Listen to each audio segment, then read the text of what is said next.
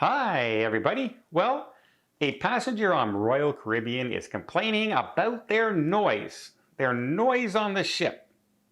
And the first thing you might think of is it noisy guests next door? Is it, what's the noise complained?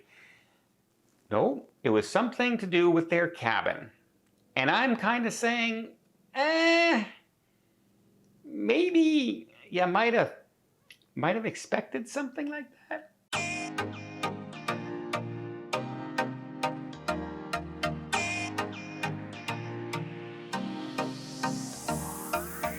So a passenger went on a Royal Caribbean ship, and around 4 a.m. in the morning, there was a distinct banging under their bed, under the floor of their bed, like a dum dum dum dum dum dum dum sound.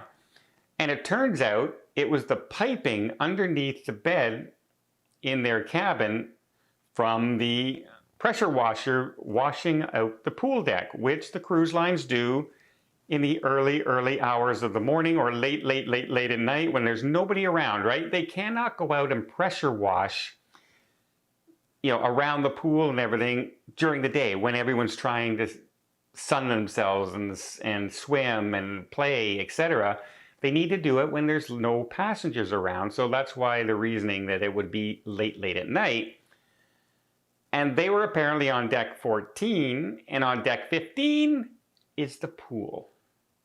Now, one of the tips that I always give out is to try and stay away from the noisy areas of the ship. A noisy area can be directly over the theater, where when they're rehearsing or when the shows are going on, you're going to hear it in your cabin if you're right above them.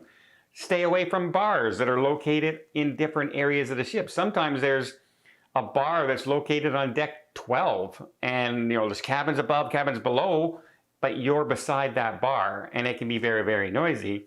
But another one is directly under the pool deck. There's going to be different things that you're going to hear. Sometimes it can be as simple as the sail away party and celebrations like that. A lot of people gathering for, the belly flop competition and just noise like that.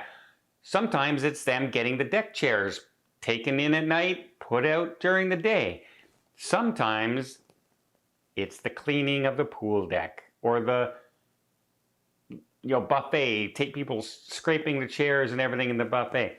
Anything that's on the main deck with a lot of things happening, if you're under it, there's a very good chance, a very, very good chance you're going to hear a lot of noise. Now, sometimes, depending on the cruise line, it's a lot less. If you're on basically a more mature, adult-oriented cruise line where a lot of people are off to events at night, like the theater shows at night and everything, and then maybe they'll go up to the top deck and they'll watch movies under the stars, but there's not a lot of hanging around the pool other than sunning themselves. There's not a lot of things like the belly flop competitions or the hairy chest competitions or anything like that going on.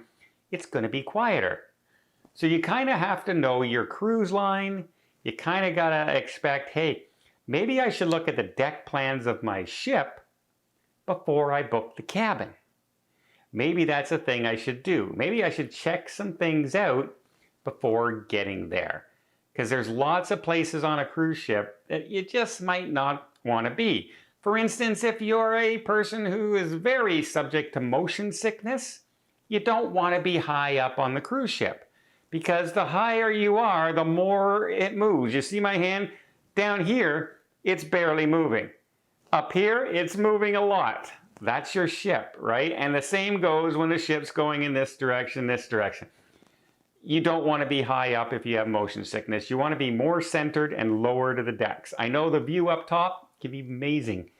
I love a high deck myself, but I don't suffer from motion sickness. So whenever somebody says, oh yeah, I have a good chance of being immediately a lower deck, more middle. And also, the quieter place on the cruise ship is the further back you are. As far as noise from the outside is concerned, as far as your cabin is concerned. If you're on a forward cabin and you hit any kind of rough seas, you're going to hear that bang, bang up against the hull of the ship if you're that close. You're going to feel it. You're going to feel the vibration because you're hitting the waves and it's causing the vibration in the hull. If you're in the aft of the ship and you're just riding the waves, the ship may move, but you're not hearing that bang. You're not feeling that force of the ship hitting the waves. That's also a thing that can keep a lot of people awake at night.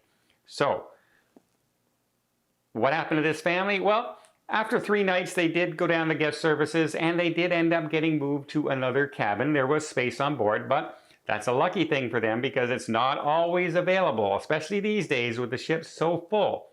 There's not always cabins available to be able to move you to that's in the same type of cabin you are. They may be able to move you, say, from a balcony to an inside, but is that any better for you? If you paid for a balcony, you kind of want a balcony.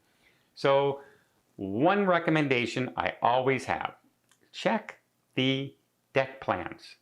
Look at the deck plans. Find out what deck the pool is on. Look around for any bars that might be available and then feel your own personal feeling. Do I need to be close to an elevator because I don't like walking very far?